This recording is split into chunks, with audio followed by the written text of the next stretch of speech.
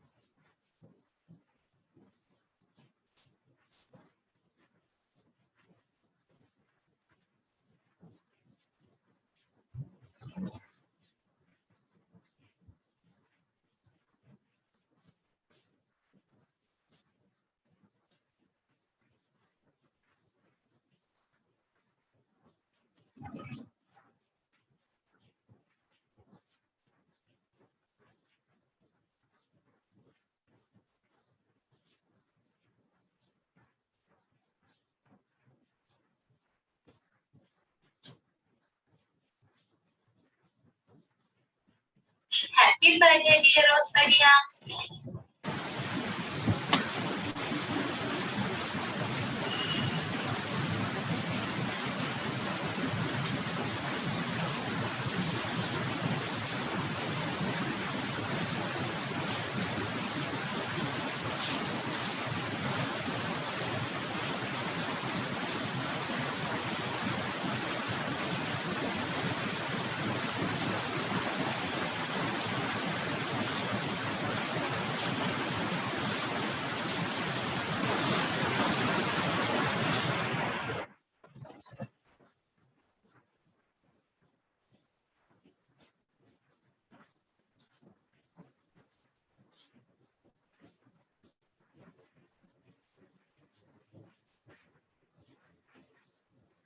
ആ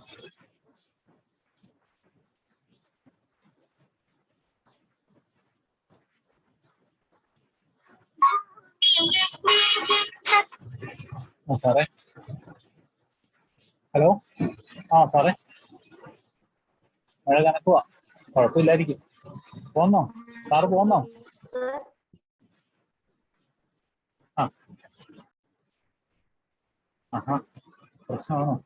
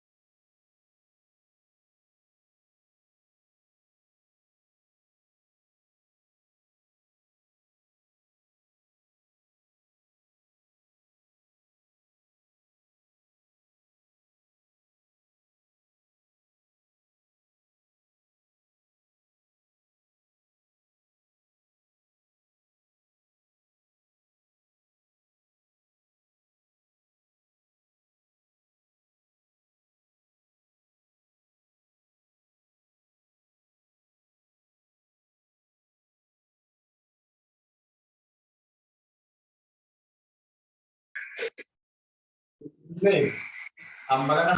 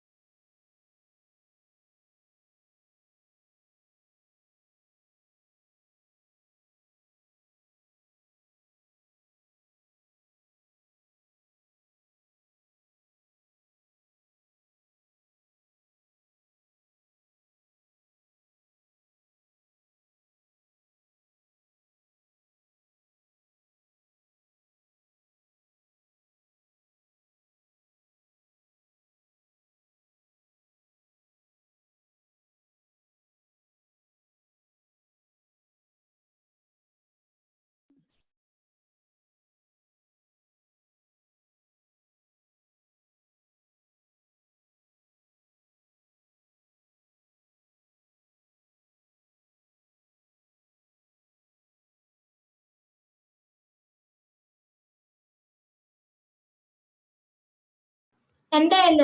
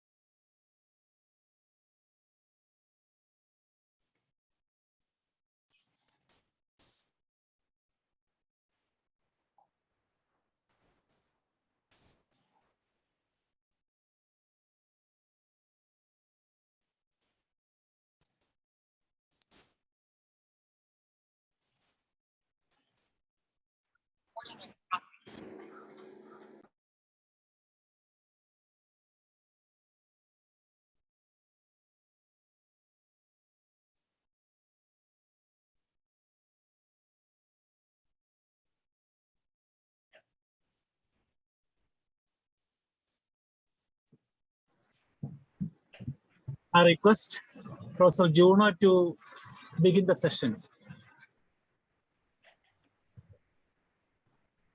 Good evening, everyone. Respected coordinators of the program, resource person for this session, Dr. Projit B. Mukharjee, and dear participants.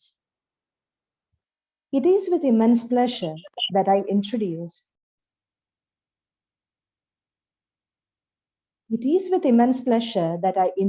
Dr. Projit B. Mukharjee, who works as an associate professor at University of Pennsylvania, USA.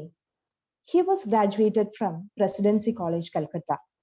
Dr. Projit B. Mukharjee was awarded MPhil and MA degrees from JNU, Delhi, and was awarded his doctorate from University of London. His areas of specialization include subaltern studies tradition, marginality and marginalization within and through science, and disempowered people and knowledges. He also researches on the histories of science that are anti-colonial. Dr. Projit B. Mukharjee has a vast research interests ranging from colonial medicine, indigenous medicines, race science, genetics, physical anthropology, science and supernatural, forensic science, and 19th century chemistry. He has to his academic credit 2 monographs, Nationalizing the Body and Doctoring Traditions. He is an editor of 3 internationally reputed journals, has contributed 3 chapters to various edited volumes, and published an immense number of research articles even at this very young age.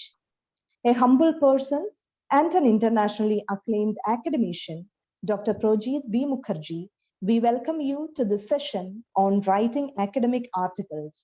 I wish an enlightening session to all the participants. Thank you. Over to you, sir. Thank you, Professor, for that very generous introduction. And thank you also to my old friend, Bino. We were classmates together long back in JNU. What I thought I could do today is that I have been involved with editing of journals for like 2 or 3 different journals in history of science and in South Asian studies. And so I thought I could bring some of that experience to this session and talk to you a little bit about also from the editorial side, like when writing an academic article, That is what I was asked to speak on. So what I will do is I will go through some of the things that from the editor's point of view often seems important, and I will try to sort of share my experience with you on that. So I will share a PowerPoint. If I can do it, I should be able to do it. Let me see. Yeah. Okay. So,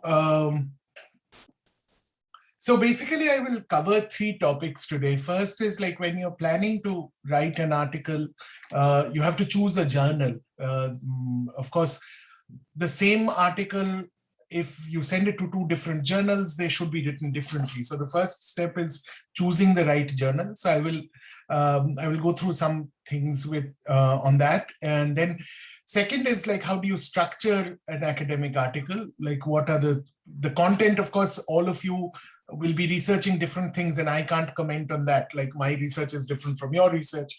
So, but what I can say is some structural elements that are important in an academic article. And finally, how do you deal with the decisions that you get from a journal? So these are the 3 topics that I want to cover today. So firstly, choosing a journal. Now, I think the first thing to keep in mind is that these days, there are lots of journals out there. If you're trying to publish, you will see lots of journals. The first thing to do is to vet the journals, to see whether this journal is a credible journal, is a serious journal, or is it a scam. There are increasingly, unfortunately, academic journals have become a new kind of scam. You will get emails often from people saying, oh, you are invited to submit an article to our journal. Well, it will promise that it is an international journal, it is interdisciplinary, it is this, that, and then when you submit, after some time, they will say, we have a small publication fee. So that's the scam. They get money out of you like that. Those journals are often, and there are lots of these journals now, which are entirely scams. Like they publish online, but if they have no value, nobody takes them seriously, and they take money from you. So first thing is to avoid these scam journals. But how do you recognize which are the real serious journals and which are not? Of course, there are 1 or 2 journals we all know from during our PhD, we have maybe read and we know, but there are more and more journals, and it is impossible for you to know all the journals. And therefore, it becomes a difficult business to try and figure out which one is a serious journal and which one is not. So I'll give you some broad pointers which you can use. First thing is like avoid any journal that asks for a fee. If they are charging you a fee to publish your journal, publish your article in their journal, that's usually not a good journal. No good journal that I know of actually charges you a fee to publish. So avoid those. Second, look at the publisher of the journal. The most reliable ones are those which are published by university presses like Cambridge University Press, Oxford University Press, University of Chicago Press. If it is a university press, then it is reliable, usually. I mean, nowadays there are more and more, there also, these scamsters are getting into, they're making up presses that look like university presses. So sometimes you'll get like I saw something recently that said University Press of Dhaka. There is no such thing called University Press of Dhaka affiliated to Dhaka University. So that is a scam. So that kind of, so they're also using that, but if it is a well-known university press that is publishing the journal, then you can be sure that this is a serious journal. So Oxford University Press, Cambridge University Press, University of Chicago Press, these are big university presses. There are also a small number of better known trade presses. So non-university press, commercial press, but well-known big ones, like say Routledge. But Routledge usually does not publish the journals under the name Routledge. It does so under the name Taylor and Francis, or TNF. But that is reliable. Then there is Sage, there is Springer, there is Brill.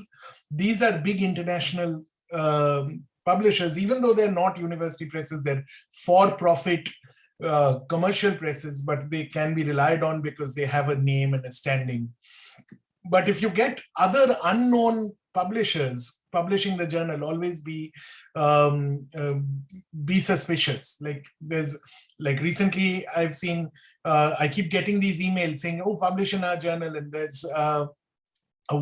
there's one press called some David Publishing House, which is publishing a lot of these scam journals. So those kind of presses, like, avoid that. So third thing to look for, so first thing is like avoid anything that charges you a fee. Second, look at the publisher. Is the publisher known? Is the publisher a respectable academic house?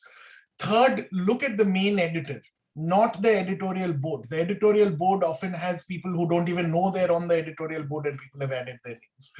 So not that, but the main editor. See the main editor and what his or her affiliation is. Which university are they with? Is that university a highly ranked university? I mean, you know, as we are seeing in India, but all over the world now, there are increasingly, like, there are universities you've never heard of. And there'll be like, I live in a city called Philadelphia.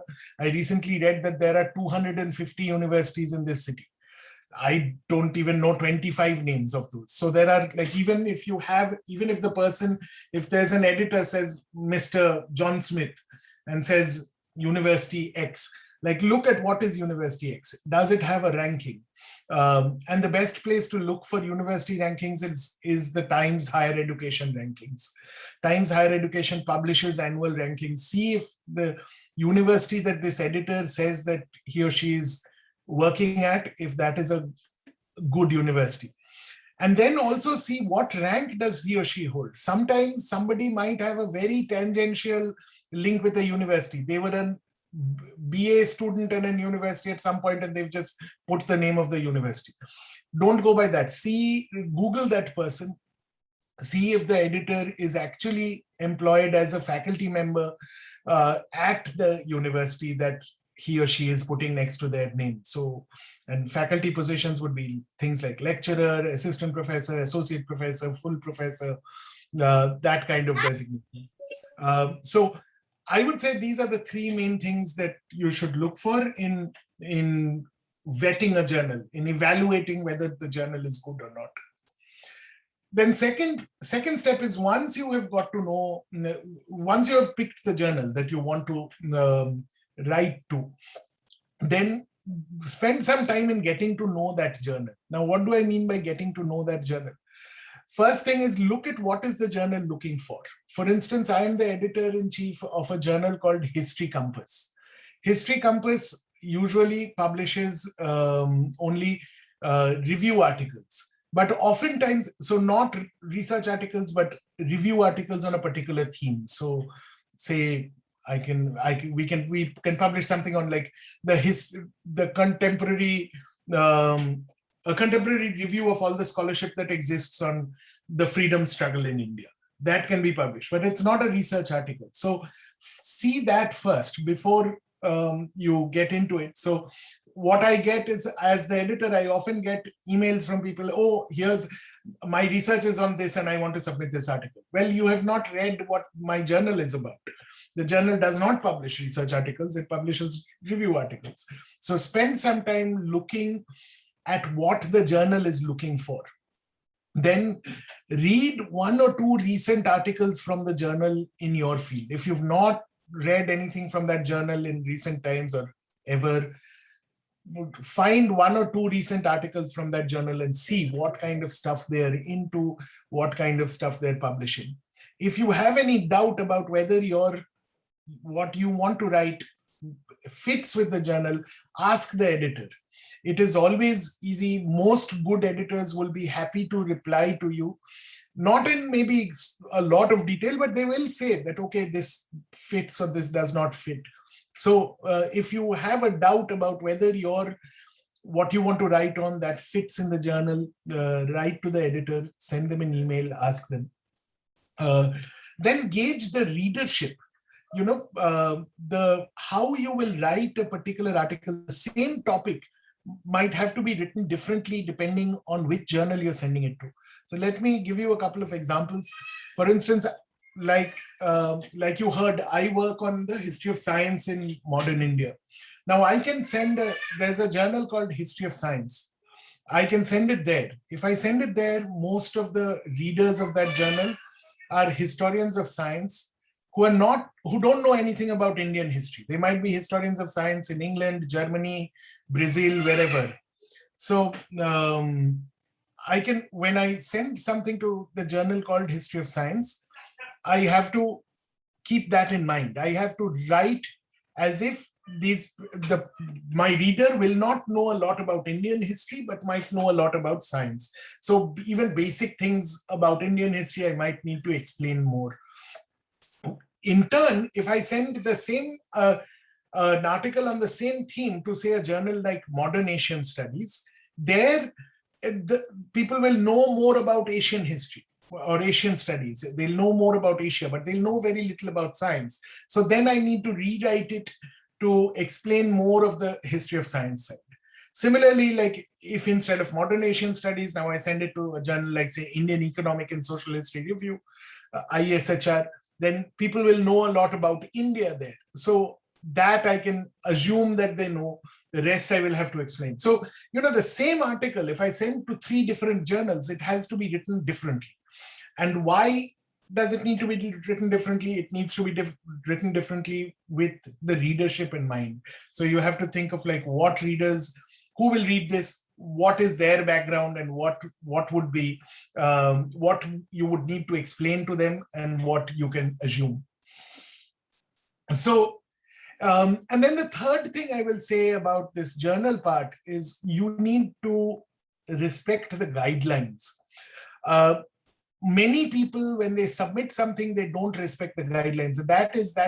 Firstly, that's an easy reason for editors to reject it. And it also creates a bad impression in the editor's mind. So for instance, if I say the word limit for my journal is 14,000 words, and you send me an article of 25,000 words, that is clearly, you have not even taken the time to see, either you have not taken the time to see what the guidelines are, or you do not respect it. So don't do that. Look at the word limit. That is one of the main things that you should look and then respect. Also, many journals will tell you the length of the abstract. So the abstract is very important because the editor often, before sending the article out to other reviewers, only reads the abstract closely. So the abstract is important. Abstract length is also specified. For many journals, they will say between 150 and 250 words. So keep to that. Don't write again a 500-word abstract. Then the third point is, every journal has slightly different referencing styles. Some will use footnotes, some will use endnotes, some will use in-body citation, some will use Chicago style, some will use some other style of citation. Now, you don't need to get it perfect. Sometimes this referencing can be complicated. The referencing styles are, it's very complicated. There'll be a different way of footnoting something that has an article in an edited volume with 2 editors rather than with 3 editors. So it gets really complicated. You don't need to figure all that out. It does not need to be perfect, but get it broadly right. If the journal is asking for footnotes, don't send an article with references in the body of the text. If they're asking for something with endnotes, don't send them something with footnotes. So that kind of stuff, so that it doesn't have to be perfect at that stage, but so that the editor sees that you are respectful of their guidelines, you are respectful of what they are looking for. So, and finally, of course, the most important thing is the article should fit in the area of the journal. Again, I was giving the example of this journal that I edit called History Compass. Like I said, it's a journal that carries reviews of a particular topic. It does not carry research article. And ever so often I keep getting these emails saying oh, this is my research, can you publish this? So don't do that. Look at what is the area, or don't send, say, a science article to a art history journal. So those basically are the 3 things I will say. When you choose a journal, first of all, vet the journal, see if it is serious. Spend some time in that. Second, spend some time getting to know the journal, look at some of the articles they've published, understand that. Third, respect the guidelines that they are setting. If you do those things, I think you're pretty well placed for at least the initial part of getting your article published. So part 2 of what I want to cover today would be like structuring your article. What kind of structure, again, from an editorial point of view mainly. So by structure, I mean that articles structurally must include 2 things. One is it should be in conversation with existing scholarship in that area, which means that there should be, which I am calling bibliography. I will explain this in a minute. And second is that it should have something to say. An academic article always has these 2 things. It is never a solitary exercise. All academic work is, in a sense, a conversation with scholars who have written before you and a conversation with scholars who will write after you. So it is never a single person's exercise. It's not like that is how poetry is perhaps written, where you think of an idea and you write poems, but by yourself. But when you're writing an academic article, it is always in conversation with other scholars. So that's the bibliographic aspect. And the second is, like I said, it has to have an argument. Now I will break these down as well. Now, in terms of bibliography, begin by creating a list of all relevant literature on your topic. So when you have a topic, first spend time creating a list. You might not have read everything. Nobody has read everything on their topic from the very beginning. Even people who have worked on one topic for like 20 years often have missed some things they haven't read. So create a list of the relevant literature first. There is always work that is relevant, even when nothing has been written exactly on your topic. I remember one student once coming to me and saying that she was writing something on women authors in Bangladesh. And she said that women authors and nationalism in Bangladesh.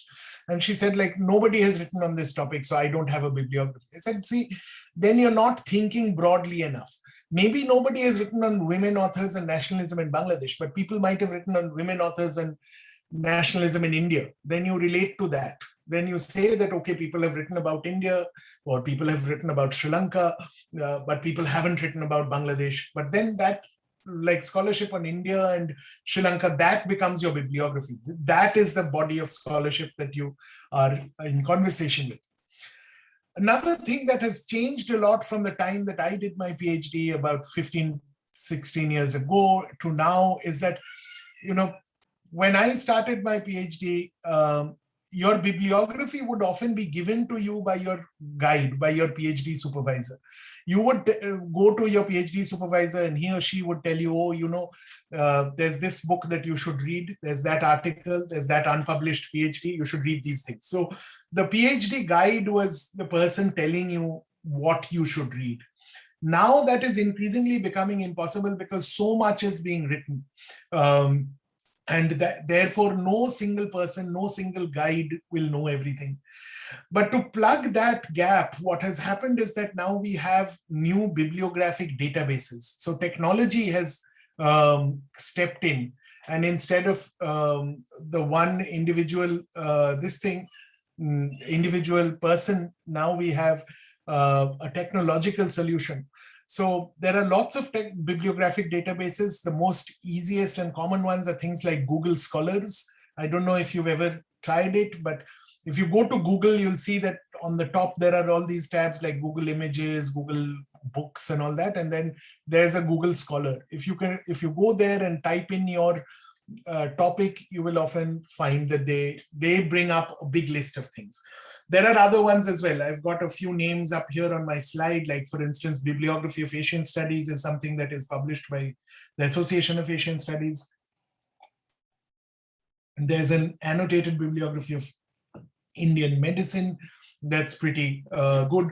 All of these are, the Google Scholars and Bibliography of Indian Medicine is free. I don't know if the Bibliography of Asian Studies is free or not. If it is not, maybe you can get your college library to get a subscription. When you go there, however, once again, the thing to keep in mind is everything that goes into the bibliography is not necessarily reliable material. They will pull a lot of things and they will put it in there. You can put it on your list for starters, but then you will still have to evaluate the sources that you get. Say you get 50 references on your topic from Google Scholars, but out of that 50 references, maybe only 20 would actually be serious work. A lot of it would be like, some amateur somewhere writing something unreliable, etc. So you have to still, a second stage of this bibliographic thing. The first stage is you go to a database, you put in your keywords, and you create a list of all the relevant literature. And then the second step is you evaluate every reference that you have collected. Now, how do you evaluate it? Again, evaluation is becoming complex because 20, 30 years back, again, when your guide was telling you what to read, he or she knew what was the serious scholarship and what was not. Now that is no longer possible. So once again, you have to do some thinking, some critical thinking on your own just to evaluate whether this is reliable scholarship. First thing to look for is, once again, look at the journal. Which journal is this article published in? The article that this Google Scholars has suggested, you take the reference, you see which journal it was published in. You can do the same things I mentioned earlier, like look at the publisher of the journal, look at the editor of the journal. That will give you a sense of, was this a reliable journal, or is this just some journal that nobody knows of and is like not reliable? If it is in a book, then what kind of press published the book? Is it a well-known press? Is it a university press? Those are things to look for. Again, look at the author's affiliation. Who is the author of this article or this book? Is this person a serious academic, or is this just some, like, somebody who in his free time is writing all kinds of things? So look at the author's affiliations. Then also see if other people have cited this author. So this is again something that the databases show up. If you find a reference on your topic and say you find an article that I have written, so then you can take my name and then put my name into the database and see if other people have been citing me. If a lot of people have footnoted me, that means that I have some kind of, that I'm a little more reliable than, say, somebody who was just like sitting at home and like writing whatever they feel like. So I will say, be very, very careful about citations that are older than 30 years. As you know, scholarship continues to move and advance, and academic analysis, quality of analysis, style of analysis changes over time. So don't cite something from, say, 1925 as if it is like still entirely relevant. It might be, but be very careful. Look at that, see what people have said about that. If it is a book that is written in 1925 and still remains valuable in terms of its critical apparatus, it might remain valuable as a primary source, but for it to remain important as a critical work of scholarship, other people must have written about it. If it has stood the test of time, lots of people would have written about it. So look at that. Don't cite things. So what I'm trying to say is, be very, very careful if it is a very old reference. Also be aware of how analysis has changed over time. Some things were like 50 years ago, certain styles of analysis in whatever subject, whatever discipline you're in, what the kind of analysis that was being done 50 years ago, chances are today it's changed a lot in your field. So be careful and be cognizant of how the style of analysis, analytical assumptions have changed over time. Then let's come to the second part of the structure issue, which is an argument. What is an argument? So what is an argument? And this seems like maybe a very naive question, but it's still worth going over. What is an argument in an academic context, and for the purposes of academic writing? An argument is not an opinion or a perspective. It is, I can have an opinion on anything, and I can get into arguments with my family, with my friends over that. But that is an opinion. That is not an academic in the, that is not an argument in the academic sense. That is just my perspective. An academic argument is always an argument with specific existing work. So it's not just my opinion. I am taking issue with a particular point in one or more particular existing works of scholarship. So again, remember, like I was saying earlier, that all academic work is a conversation. It is a conversation with people who've come before you and conversation with people who will come after you. So with that in mind, an academic argument is always on a specific topic, and it is in relation to particular bodies of scholarship. It is not in abstract. It is not just an expression of your inner opinion. It is also very rarely that academic arguments are clearly either or, black or white. Yes, this is wrong, that is right. Academic arguments are not like that kind of binary. More often they are qualifications of existing positions. So somebody has said, this is why, say, India became independent.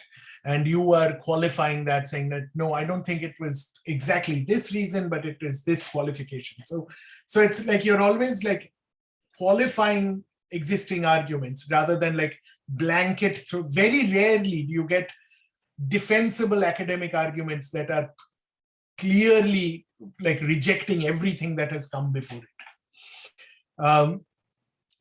So how do you, part of this is then you have to locate your argument. What do I mean by locating an argument? Well, an argument has to be located within the terrain of existing scholarship. So start by observing patterns in the existing scholarship. You now, by this time, you have your bibliography, you have evaluated the sources on your bibliography, you have come down with the 20 references of people who have written on your topic. Now look for patterns. First thing to do is organizing those 20 sources by some kind of pattern. So create some kind of grid, which will be the introductory section of your journal article. That pattern can be based on many different things. I'm taking my examples from modern Indian history, say the history of the Indian national movement.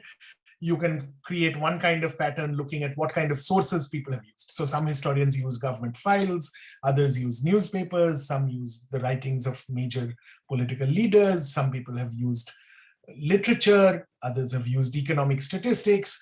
You can group people in, you can say out of these 20, 15 people have written mainly using government files, 3 people have used newspapers, and 2 people have used literature as their source. So you can divide it by source. You can also divide it by analytic categories. You can say of the 20, 10 people were doing class analysis, 4 people looked at subalternity, and the rest looked at gender. So you can make a division like that.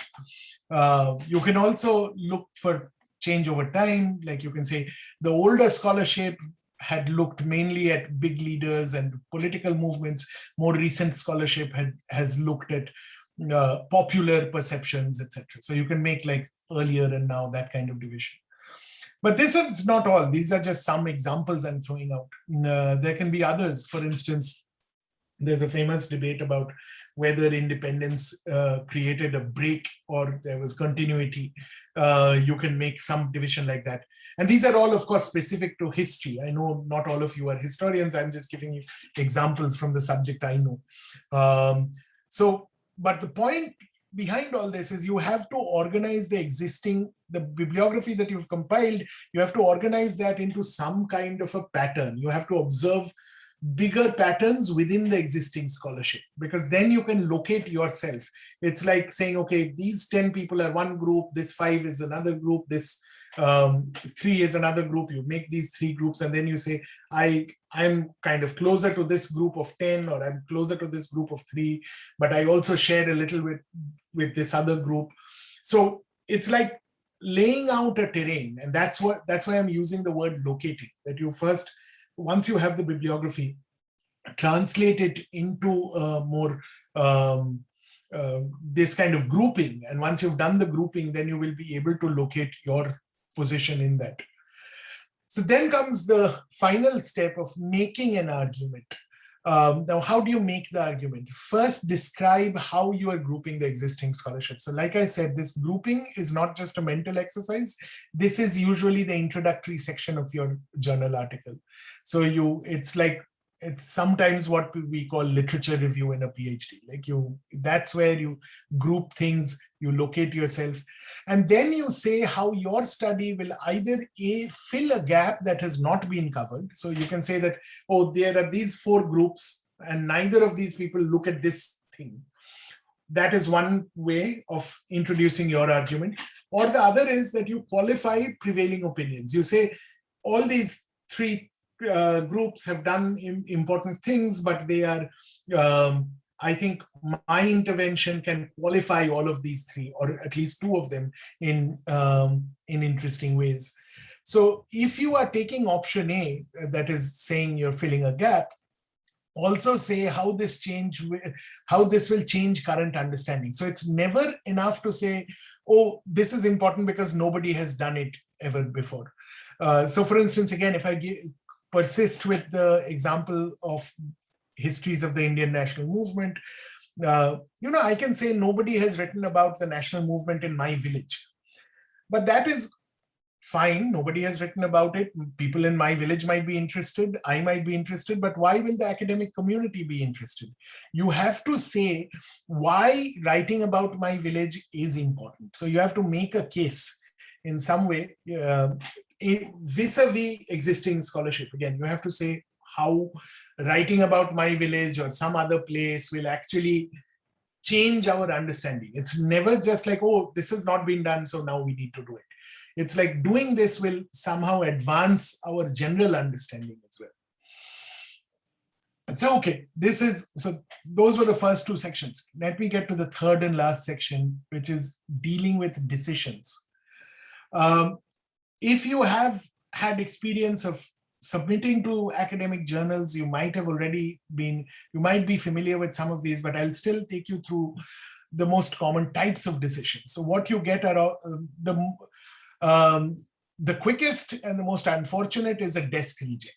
I will tell you what that is in a minute. But desk reject is a very popular decision that academic journals give out. They don't call it desk reject, they often just call it reject, but if it happens very quickly, it's a desk reject.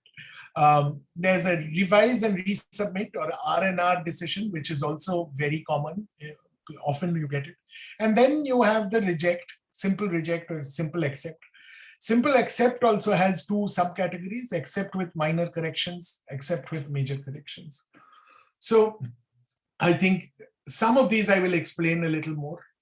Desk reject means that this was not even sent out for peer review.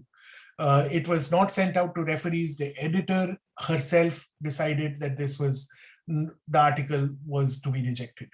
And the main reasons for this is that most obviously that it was not in the journal's area. If the journal is about Indian history and you have submitted something on British history, obviously it will be a desk reject. There are no citations. This is another thing. Either no citations or very few citations. We'll often get like somebody has written an article of 10,000 words with like 15 footnotes. That is clearly somebody who does not engage with any existing scholarship. So that's an easy desk reject. And finally, it's a overly descriptive piece with no argument whatsoever. Now, these are easy reasons why a journal desk rejects an article. Unfortunately, most leading journals, if you look at the statistics, most top journals in any field, the largest volume of decisions are desk rejects because people submit things which are not even going to go out for peer review. If you have followed the earlier steps that I've been outlining in today's talk, then you should not get a desk reject. I think if you do all the steps that I've mentioned before this, if you vetted your journal, if you spent time getting to know your journal, if you then were respectful of the journal's policies, if you created a bibliography, evaluated the sources, and constructed an argument, you should at least get to the point where your article will go out for peer review. So it should not be a desk reject. But if you have not done any of those, chances are you will get a desk reject. Then the second most common, statistically second most common form of decision is either revise and resubmit, R&R, or minor corrections. This is, when you get this decision, this is very common. So this is, don't take it as a disappointment. This is actually very encouraging. Always resubmit within a reasonable amount of time. People get revise and resubmit decisions and then sit on it for 2 years thinking they'll make it perfect. And after 2 years, a lot of things change. Maybe the editor itself has changed. Maybe the academic mood has changed in that discipline. So resubmit within 1 or 2 months, within a reasonable time frame. Follow all the suggestions seriously. Don't be defensive. So one very off-putting thing I've noticed as an editor is sometimes you will get an author, you give them a revise and resubmit, and they are very defensive. They will treat it almost like a battle and try to defend every single point they have made without seriously engaging with the suggestions. And they will not want to change anything. Don't be close-minded like that. Think of this as a collaborative project. Even if you think there are some suggestions that referees are making which you don't agree with, say that clearly and respectfully and state your reasons. You don't need to agree to everything that the referees are saying, but you do need to consider everything even-handedly and with an open mind, which means that you might take some suggestions, but you might not agree with others. And that is totally fine. Just don't be defensive where you're rejecting everything that the referees have suggested. Or don't even be so servile that you will accept everything that they have said.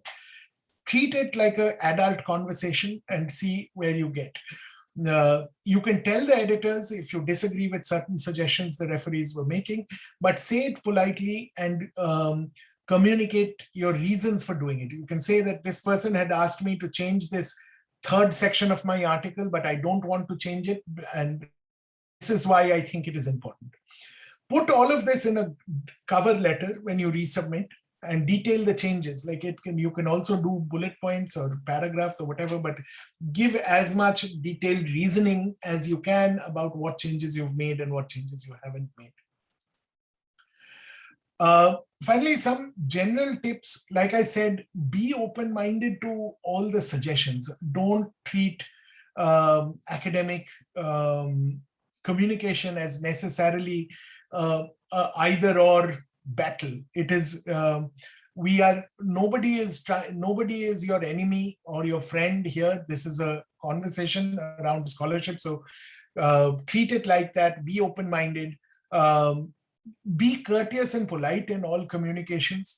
Always, even if this article doesn't get published, you might publish in the same journal 2 years later. So don't burn your bridges. Don't go all guns blazing and kind of fight with the editor so that they don't even want to talk to you the next time round.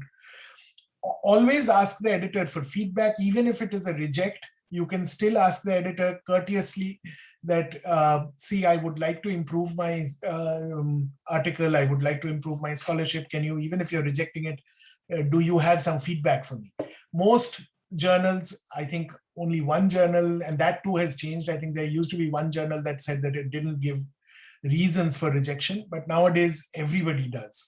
So if they give you reasons, think about that again, be open-minded about it, think about it, and see if you can take that on board and improve your scholarship. So yeah, that is all that I have to say. So thank you for listening to me, and I would look forward to any questions you have. I'm happy to answer anything, or if anything has not been clear in what I said, happy to deal with that as well. So thanks for listening. Thank you very much, sir, for a crystal clear and illuminating session. Now, participants may ask your doubt or post your queries in the chat box.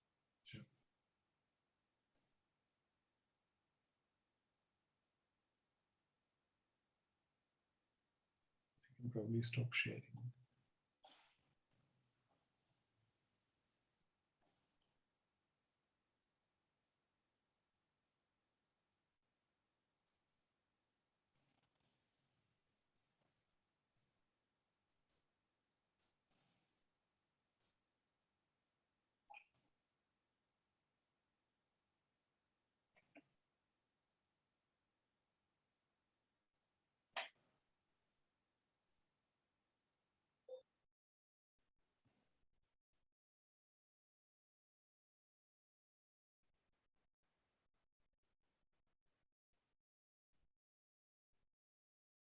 Doesn't look like there are any questions.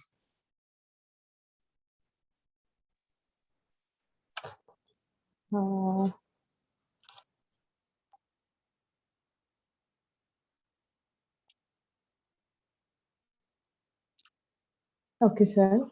Then shall we move on to the concluding session? Sure, sure. And if I will just say, like, if anybody has any questions, like, I can put my email in the chat. Like, feel free to write. I'll be happy to do what I can. So I'm putting my email in the chat. Oh, there is one question actually. Some suggestions for improving writing skill. That is difficult, I think, but I think the first thing I would say is try to write. This is something that I have tried to do because I did all my education in India and then moved abroad, and I saw that in India we tend to write very long sentences sometimes, and that comes in the way of clarity. And I think both in England and in America, where the two countries that I've worked, I've seen nowadays people are much more interested in clear communication. So like shorter sentences and making sure, rather than shorter sentences is good because it allows for clarity, and also avoiding big block quotes. If you're quoting from somewhere, like try to paraphrase as much as possible and keep block quotes low. Those are the two things I will say, but that's not saying much. I mean, it will depend on your discipline and how your particular subject. Thank you, sir. Now I invite Ms. Renu, Professor Renu from Morningstar College, Angamari, to propose vote of thanks.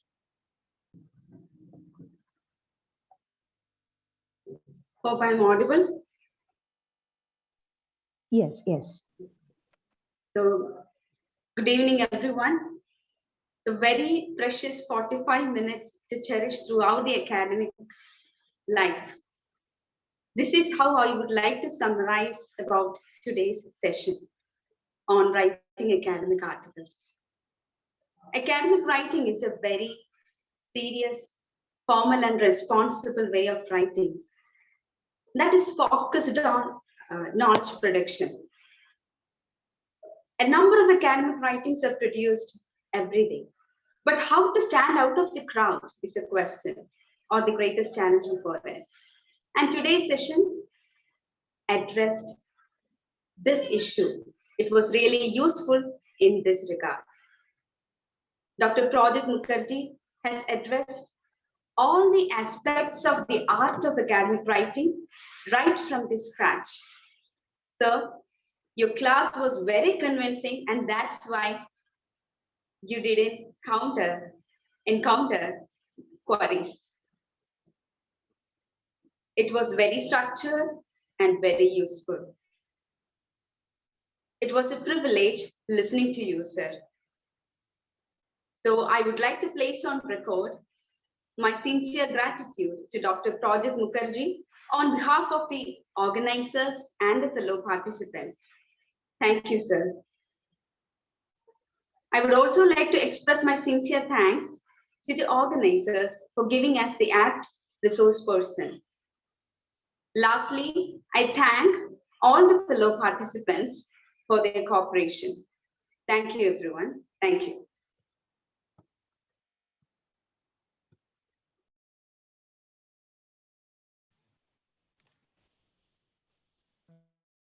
very special thanks to Dr. Projit from my part. Thank you, dear Projit. Thank you, Vinod. Very nice to see you after all these years. Yes, after long. Okay.